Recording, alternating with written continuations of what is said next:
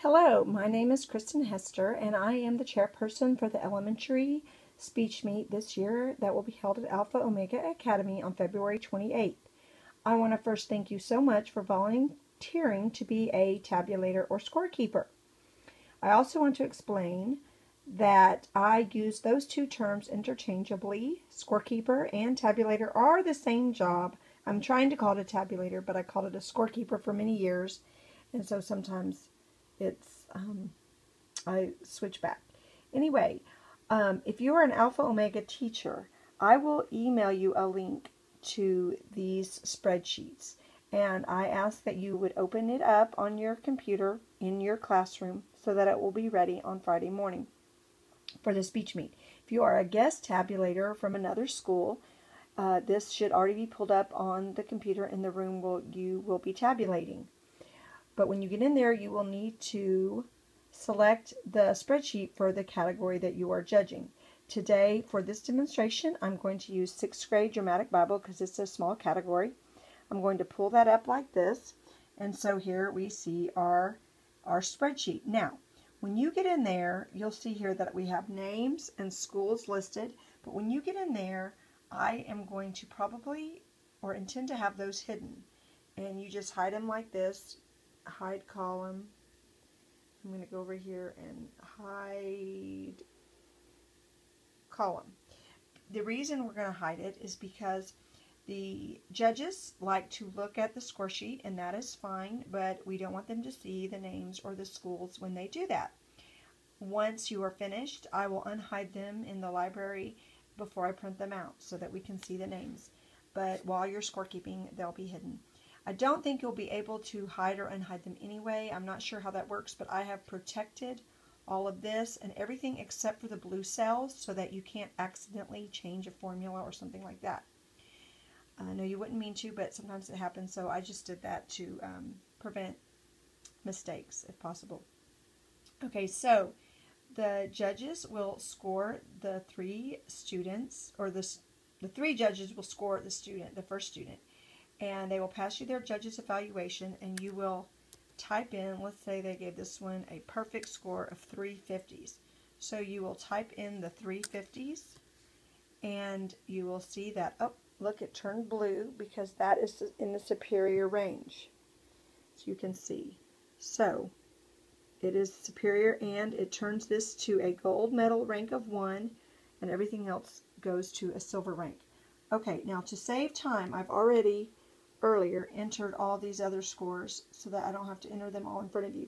So I'm just going to Control V, but you will just enter them in as you go. You won't be able to go that fast, but so say you're going along and you entered these three scores, and as a scorekeeper you will notice that there is a problem right here because these two scores are more than 10 points apart.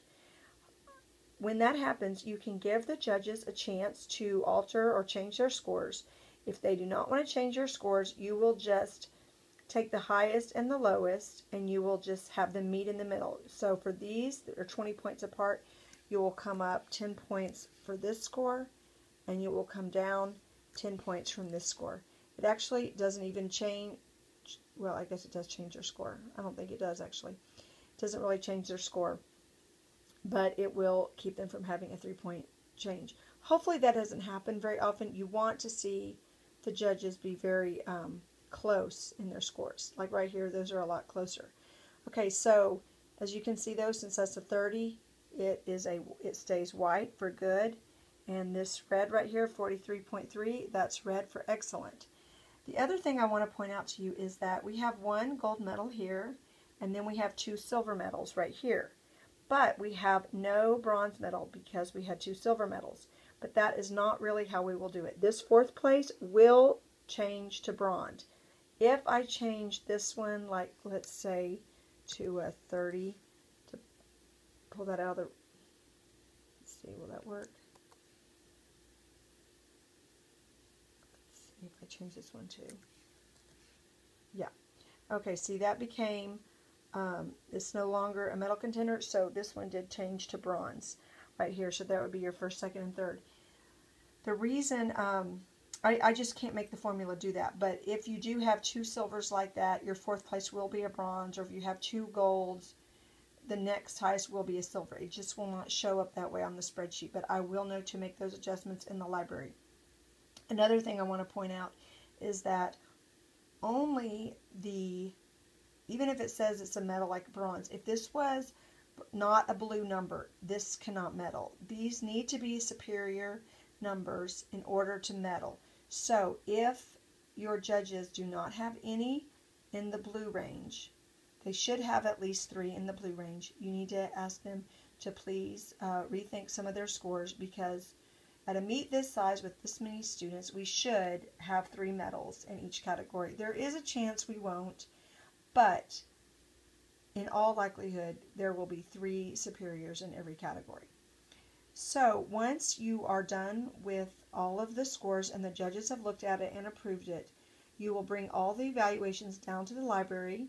And if you have time, we would love for you to help us put the stickers, the label stickers that I have for each of the ribbons, and then put them in the school packets along with the staple the 3 evaluations together for each student, and I have a label for them, and then you can put those in the school packet as well if you have time. If you don't, I do have volunteers in the library that can do that for you, but if you have a few minutes to do your category, that would be awesome.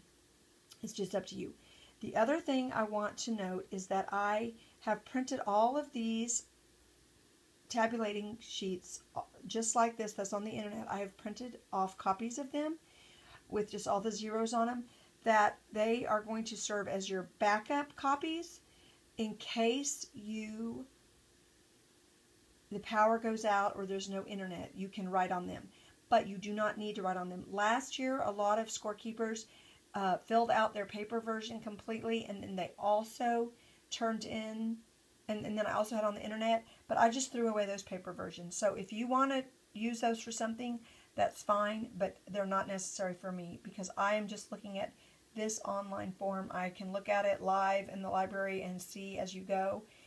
At any time, if you have a problem, if there's a formula that's mixed up, if you think something's wrong, you can call me on this cell phone number that is listed right here on the sheet, and I will come help you, or I might be able to fix it right from the library because we can both be on there at once and I can see what you're doing. So it's very helpful that way.